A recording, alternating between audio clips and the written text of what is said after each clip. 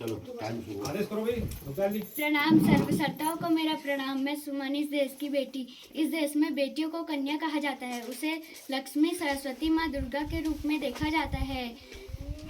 नवरात्रा के दिनों उसे साक्षात घरों घरों में पूजा जाता है। अरे बेटे तो हर घर की शान है, उन्हीं से घर में उजाला है। बेटियों तो घरों को जोड़ती है। तो आइए, बेटियों के सम्मान के लिए हम एक नाटक प्रस्तुत करने जा रहे हैं, जिसका शीर्षक है बेटी पढ़ेगी बेटी बढ़ेगी।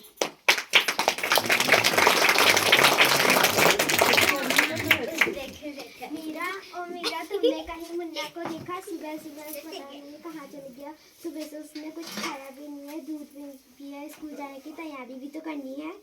नहीं माँ, मैंने तो मुन्ना को कहीं नहीं देखा। मैं तो सुबह से बर्तन ही धो रही हूँ। माँ, मुझे भी स्कूल जाना है। मुझे पढ़ना लिखना बहुत अच्छा लगता है। माँ, मेरा भी दाखिला स्कूल में करा दो ना माँ। ए लड़की, बड़े आई स्कूल जाने वाली, घर के कामकाज अच्छे से सीख ले, यही तेरे काम आएगा। पढ़ लिख कर कौन सा तुझे कलेक्टर बनना है? माँ जी, आप भी मीरा को स्कूल में दाखिला दिला दो ना, उसे भी तो पढ़ना लिखना जरूरी है।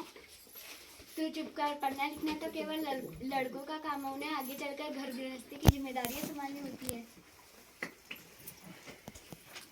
अरे क्या हो रहा है? कौन किसकी जवाबदारी संभाल रहा है? और हमारी मीरा बेटी क्यों रो रही है? देखिए ना डॉक्टर दीदी, दादी मुझे स्कूल जाने ही नहीं देती। कहती है पढ़ लिख कर तुझे क्या करना है, आगे चलकर चूल्हा चाका ही तो सामने है। अरे माँ जी, यह तो बहुत गलत बात हुई। क्या आपको नहीं लगता कि हम बेटियां भी पढ़ लिख कर आगे बढ़े?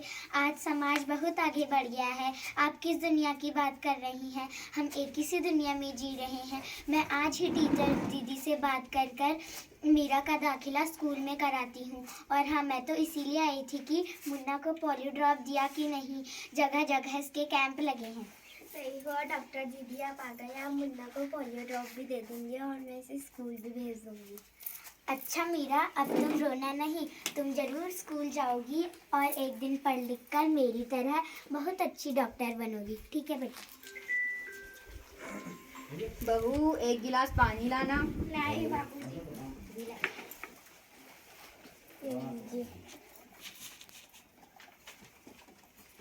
क्या देखो, प्यारी बेटी के बारे में कितनी सुंदर अखबार में कितनी सुंदर कविता आई है। आओ मैं तुम्हें यह कविता पढ़कर सुनाता हूँ। कहती बेटी बाहाँ पुसार, मुझे चाहिए प्यार दुलार। बेटी की अनदेखी क्यों करता है निष्ठुर संसार। सोचो जरा, हमारे बिन बसा सकोगे घर परिवार। गर्भ से लेकर यौवन तक मुझ पर लटक रही तलवार। मेरी व्यथा वेदना का अब हो स्थायी उपचार। जब माँ इस जग में ना होगी तो तुम किससे जन्म पाओगे। जब बहन ना होगी घर आंगन में तो किससे रूठोगे, किसे मनाओगे। जब दादी नानी ना होगी तो तुम्हें कहानी कौन सुनाएगा। जब कोई स्पंद सुंदरी ना होगी तो तुम किससे प्यार चाहोगे। जब घर में बेटी न होगी तो तुम किस पर लाड लटाओगे। इस दुनिया में स्त्री ही न होगी, उस दुनिया में कैसे रह पाओगे। जब तेरे घर में बहू ही न होगी तो कैसे वचन आगे बढ़ाओगे। नारी की बन जग सुनना है, तुम ये बात कब समझ पाओगे। हाँ तो भाग्यवान, कैसी लगी कविता? है ना मजेदार? कहे कि मजेदार कविता मुझे नहीं आई पसंद।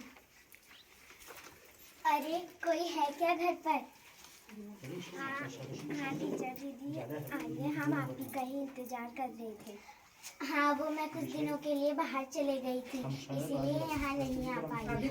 और डॉक्टर दीदी तो कह रही थी कि मीरा का अभी तक दाखिला नहीं करवाया। ये तो बहुत होनहार छात्रा है, हमेशा अच्छे अंक लेकर उत्तीर्ण होती है। मैं भी तो यही चाहती हूँ, मेरी यहाँ सुनता ही कौन है। हाँ, खूब पढ़ाओ बेटी को और बाहर भेजो। जब कुछ गलत सलत हो जाएगा ना, फिर मुंह छुपाने की भी जगह नहीं मिलेगी। को देखो।